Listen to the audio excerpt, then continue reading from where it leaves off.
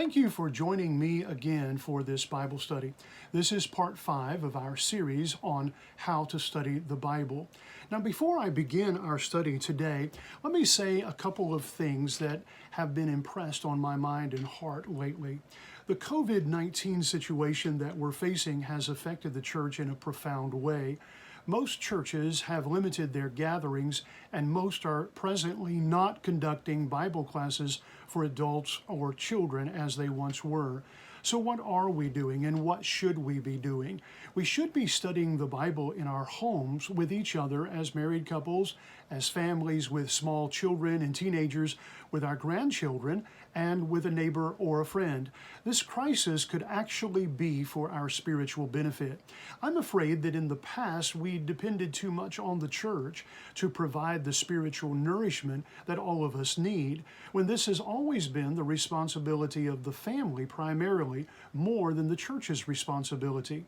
I mean, think about these statements. In Ephesians chapter 6, verses 1 through 4, we read, "Children, obey your parents in the Lord, for this is right. Honor your father and mother, which is the first commandment with promise, that it may be well with you and you may live long on the earth. And you fathers, do not provoke your children to wrath, but bring them up in the training and admonition of the Lord." This tells us what the home's responsibility really is.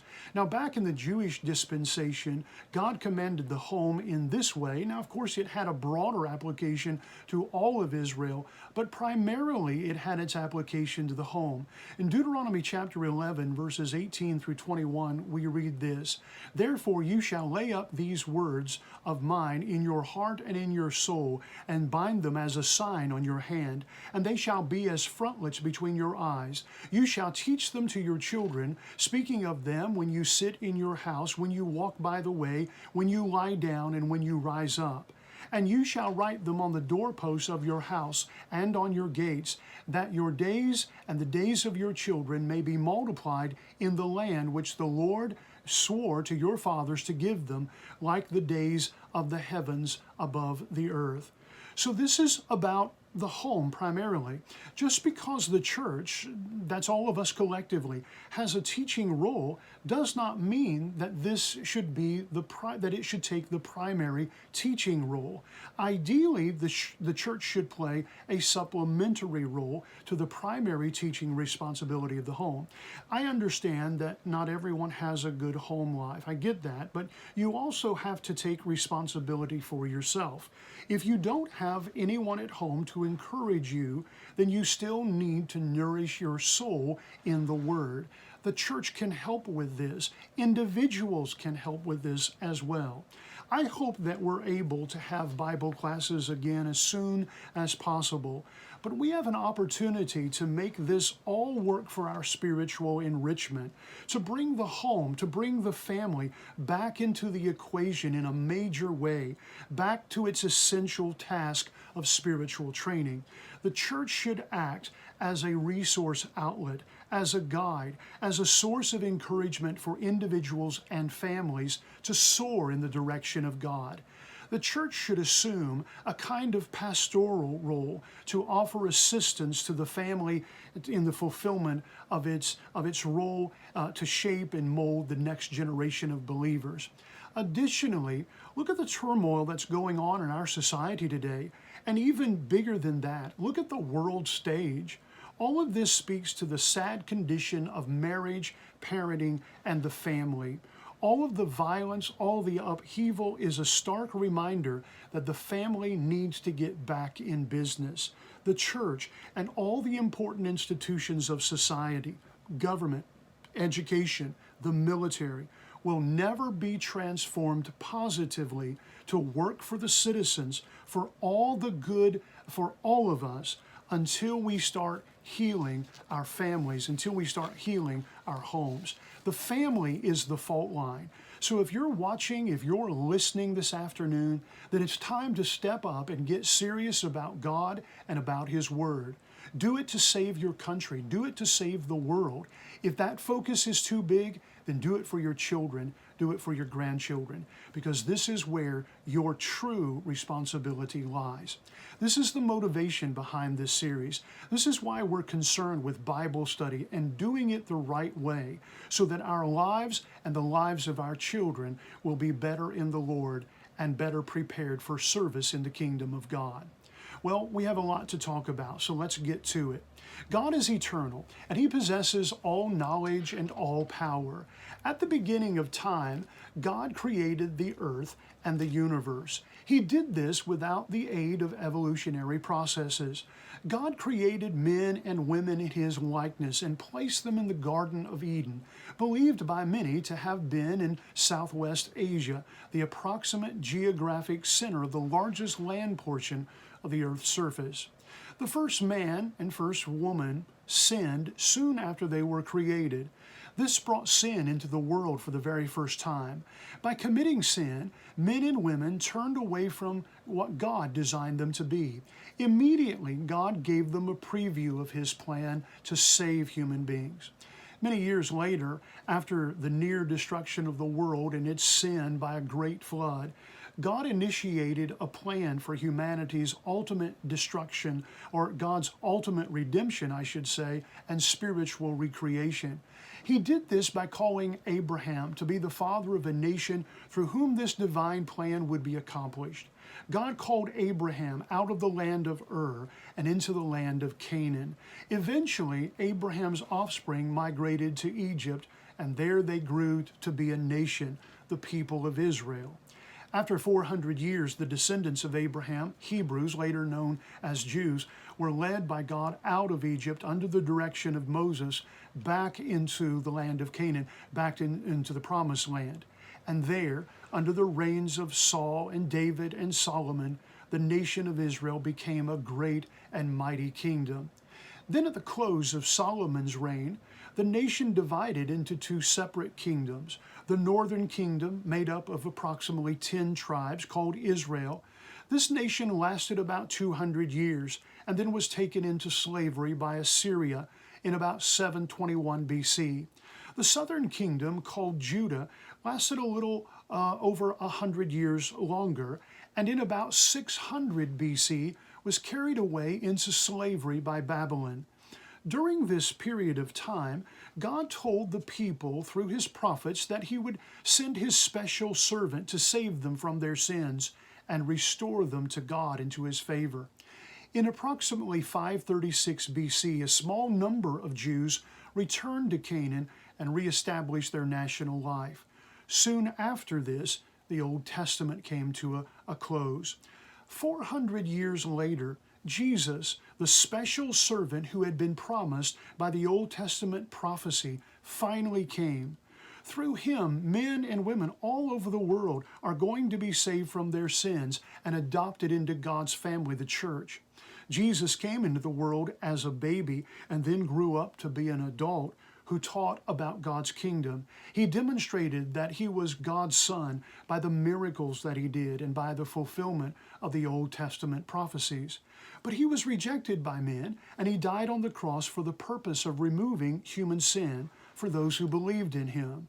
But then He rose from the dead, and He commanded His followers to carry the story of His life and death and resurrection and its meaning to all the nations of the world. The early Christians traveled in every direction with the gospel, the good news of salvation. They went westward through Asia Minor and Greece, even to Rome and beyond. The good news also traveled east into Asia. Wherever the gospel was received, churches were established in those cities and in those nations. Also, during these early days, the letters of the New Testament were written, and they were distributed among believers and among churches. With the work of human redemption so launched in this way, the New Testament came to a close. But the work of announcing salvation to the whole world continues to this very day. Again and again, the Bible informs us that the end of the world, concluding with God's judgment of each life, will come without warning someday. Believing and obeying Jesus Christ is the only way to be prepared for this event. Now, this is a brief description of the biblical story. Last week, we began looking at 6 principles or steps in biblical interpretation. We covered 2 of them in the previous lesson. Today, we're going to look at the remaining lessons or the remaining principles. For most of this lesson, you're going to be looking at a picture or chart instead of me. And I know that you're disappointed about that, but please listen to my voice as I explain what you're seeing in the picture. I like visuals, and hopefully this chart will help you visualize what needs to be happening in the process of interpretation. Principle number 3, discover the historical context of the Bible text that you're studying. You make this discovery by asking and answering these very important questions. Number 1, who was the author or speaker of the words being studied? I'll have something else to say about this point in a few minutes. Number 2, to whom was the passage written or spoken? Number 3, why was the passage written or the words spoken? And number 4, when was the passage written or the words spoken? Last week, I mentioned that when you read a newspaper, the date is very important. Well, so it is with the Bible. When did King David live? Which covenant was he obligated to obey? When did Lois and Eunice live, the mother and grandmother of Timothy? Which covenant were they supposed to obey? Also, when studying a text, make note of objects, people, places, concepts, and beliefs that are mentioned and discussed in the text. You also need to investigate what cultural, social, and geographical reference points are discernible in the text, and what possible relevance do they have to the message of the text. The words of the text were written or spoken in a real historical setting. As best you can, interpret the needs. The interpreter needs to appreciate these settings. The point is, the interpreter must determine what the words meant to the original readers or listeners. Principle number 4, discover the literary context of the text that you're studying. Every biblical text you turn to in your study is to be studied in recognition of its literary nature. You cannot understand the Bible correctly without giving careful attention to this point. Countless interpretive mistakes and foolishness has resulted from the failure to pay attention to this. Someone made the observation one time, the genre or type of literature provides the rules of the language game. And that's true. History must be studied as history, figurative language as figurative, poetry as poetry. You should note whether the text is giving information or giving instructions or explaining something or describing an event. Eventually, I want to study figures of speech and prophetic language in this series. So, the meaning of specific words and phrases must be determined with reference to contextual, lexical, and grammatical insights. The serious Bible student will want to approach the text from these various points or these various angles. Number 1, contextual points. What is the broader context? What is the immediate context? You always need to be thinking about these things. The lexical, number 2, lexical points. How are the words in the text to be defined?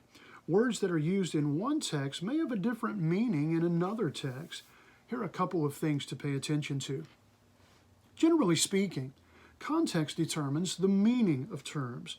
The lexicon, or shall we say dictionary, is helpful, but most importantly, how is the author employing a term or phrase in what he is writing?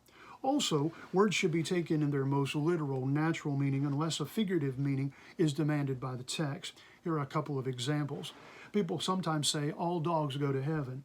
But according to Revelation 22 in verse 15, we read, "But outside are dogs and sorcerers and sexually immoral and murderers and idolaters and whoever loves and practices a lie." Now, does this mean that there won't be dogs in heaven? Of course, John was not speaking of actual dogs. This was a common way of referring to those who are like animals, without moral restraint, without obedience to God. So dogs here are not really dogs, they're people. Another example, compare the term adultery in Matthew 19:9 with the terms adulterers and adulteresses in James chapter 4, verse 4. The context of Matthew chapter 19 shows that Jesus was referring to literal adultery, but James was using adultery in a figurative sense for believers who were turning away from God and instead going after the world. And then there are grammatical points. How do the terms relate to one another? Take note of cause-effect relationships and reason-result relationships. Analyze questions, commands, and declarations. Principle number 5, determine the meaning of the text that you are studying. All right? Determine the meaning of the text that you're studying. Arguably, this is what biblical hermeneutics is really all about. It's not the final stage of the process, but you've reached the point where conclusions can be drawn. Do you remember that word we used earlier, a couple of studies ago? Exegesis. It means to draw out the meaning. Well, this is what you're doing in the interpretive process, and this is what you're doing in principle number 5. Harmonize all the principles together into a cohesive explanation of the passage, that is, into an interpretive statement. This text is saying, then you fill in the blank, or this verse is stating. You may wish to ask, what is the theme of this verse or the theme of this statement? What's this all about? What's going on in this text? Now, 3 cautions. Number 1, do not strain or force an interpretation on a verse or word in a text. Only state and accept what can be deduced directly or implied by the words and structure of the text in front of you. Remember, this is not man's word, it is God's word. Do not dare put words in God's mouth. Do not forget this warning in Revelation 22:18 and 19. For I testify to everyone who hears the words of the prophecy of this book. If anyone adds to these things, God will add to him the plagues that are written in this book. And if anyone takes away from the words of the book of this prophecy, God shall take away his part from the book of life, from the holy city, and from the things which are written in this book. Another caution, statements in the Bible should not be taken to have more than one meaning unless compelling reasons warrant this. Occasionally prophecy will do this. And then a final caution, learn to know when to stop. This is so important. Stop where God stops. It took me a while personally to appreciate this point. Maybe because it was tempting for me to think that God needed to say more than he actually does. Stop where the text stops. Go no further. Have respect for the fact that the text of the Bible only says so much what God intended to communicate, and no more. God has perfect knowledge of all things. As a human being, I can't do what God can do in communication. He has the ability to know exactly what to say, how much to say, and the effect of not saying something. His silence is as strategic as his voice. I don't have that ability. Now, at this point, I want to alert you to a very important philosophical battle when it comes to the subject of interpretation, and not just biblical interpretation, but all kinds, including legal and political interpretations. And the ramifications of this battle and where it's all going to end are far-reaching indeed. The seeds of societal destruction are being sown, and the effects are already being felt, and this is not an overstatement. John A. McLean, in a chapter in a book called The Fundamentals for the 21st Century, he does a good job in giving us a brief explanation of what we're facing today. He reminds us that in written communication, the author composes and the reader interprets. The author strings words together comprised of symbols, which obviously we call the alphabet, and he or she attaches meaning to these symbols in both letters and in words. So who determines the correct meaning of the text? Is the meaning of the text determined by the author, sometimes referred to as authorial intent, or by the reader, which we might refer to as reader response? What if the government passes a law and determines that on Highway 72 the speed limit will be posted at 55 miles per hour? The legislatures are the authors, but you, the reader, and in this case the citizen, determine that the meaning of the posted sign is actually 75 miles an hour. Is it true that every driver gets to interpret the law as it pleases him? What if God is the one who is making the law? May human beings single-mindedly understand the law of God from their own personal viewpoints and determined by their own personal situation? Well, this is what is happening in academia today and at the societal level all around us.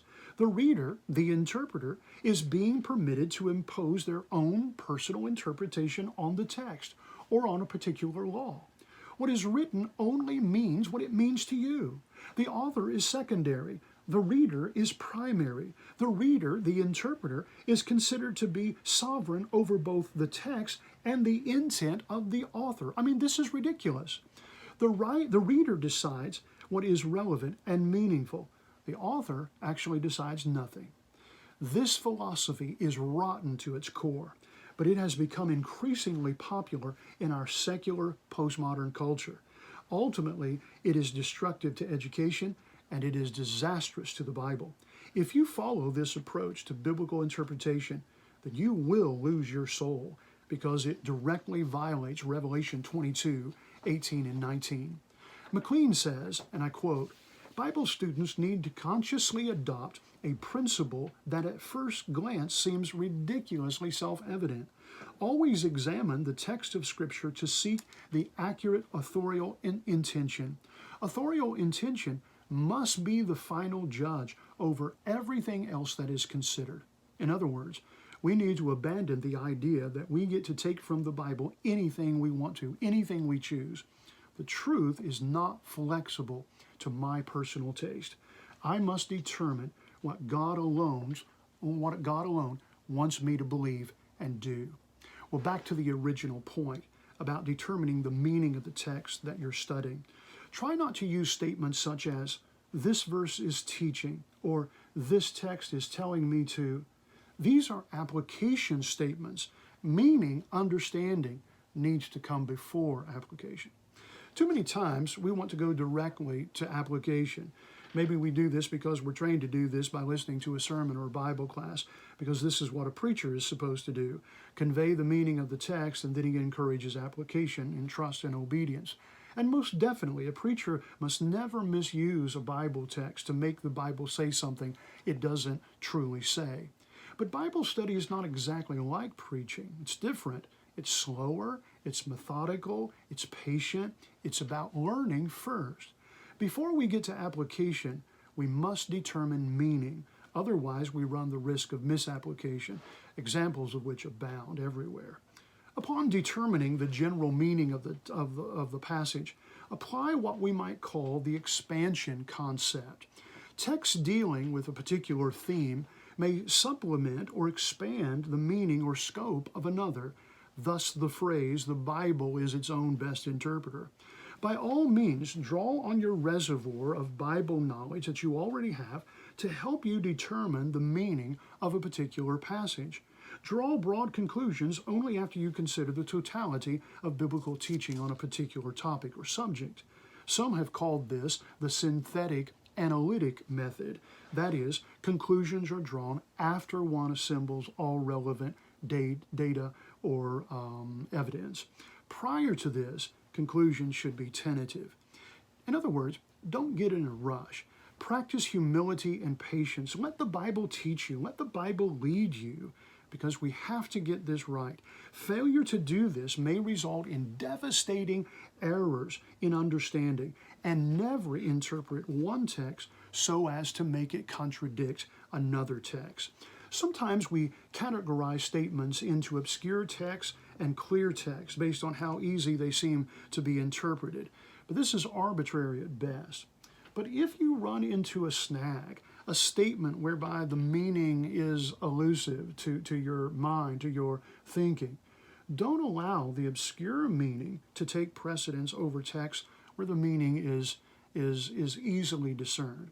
Use clear text to help you understand texts that appear, first of all, to be obscure. And then principle number 6, determine points of application. What was the text instructing the original readers or listeners to believe or do? This is the first question that needs to be considered, because every Bible command, instruction, or inference or example has a context that includes the original audience. So you need to determine that first. And then you can ask, what is God telling me to believe? What is God telling me to do in this text? Eventually, we're going to tackle the subject of biblical authority, that is, how and when the Bible authorizes. This is an important part of the interpretation application process. Here's something that's very important. Be able to explain the teaching of a text sufficiently so that you know with certainty what actions or action you need to take. And then also, this is very important, whatever applies to you applies to others. Study the Bible to teach the Bible. This point of application is always in play. The purpose of Bible study is not merely to obtain knowledge, but to apply it. And one application is teaching God's Word to others according to Matthew 28:18 through 20. We are called to be teachers. Finally, if you discover that a text is difficult to interpret or apply, trusted students of the Bible should be asked for their insights, and those insights should be weighed fully and fairly. A legitimate interpretive activity is free and open discussion with differing views and conclusions probed and refuted if possible. Well, we've covered a lot of ground, and we've actually covered a lot of ground in a very short period of time. I encourage you to revisit this study again and again, because every part of it, every part of what we've been talking about here today is very important. We have to get these principles right. The soul is at stake. Now, I'm hoping next week I can talk about some of the tools that will help us in our Bible study, and then give some suggestions that I've picked up along the way over the years in my own personal Bible study. At this point, I just want to say God bless you, and let's get busy and let's study His Word.